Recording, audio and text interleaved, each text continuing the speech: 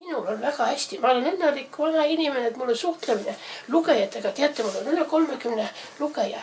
Tead, kõik nad on haritumad kui mina, targemad kui mina. Tegelikult me oleme kolmekesi, kes Serli pani meid tööle kolmekesi. Eks tähendab, 3 lugejat oli, aga 3 tegijad ka. Mina, Reet Kaljula ja Artur Lepp.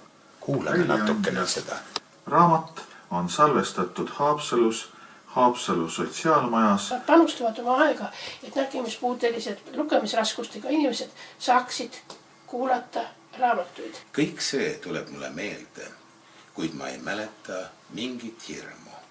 See tuli hiljem. Noh, kuidas see oli? Sobib. Ükski vanur ega puudeline ei saa töötada, kui tal ei oleks abi. Tähendab toetavat abi, et luuaks olukord, kus saaks. Näiteks meie omad õpivad ülikooli läbi.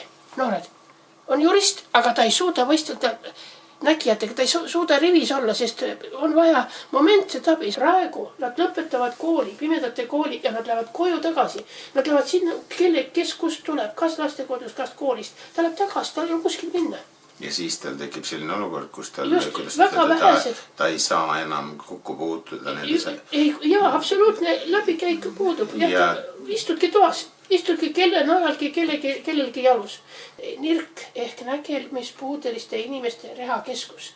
Eks ole, seal on arvutiklass, arvutiõppe, ma olen ise seal kursustel käinud.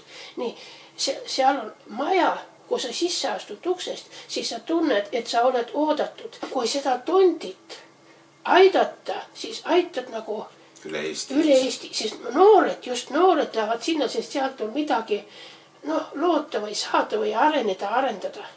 Ja see ongi see maja, mis on eluliselt tähtis meile, pimedatele.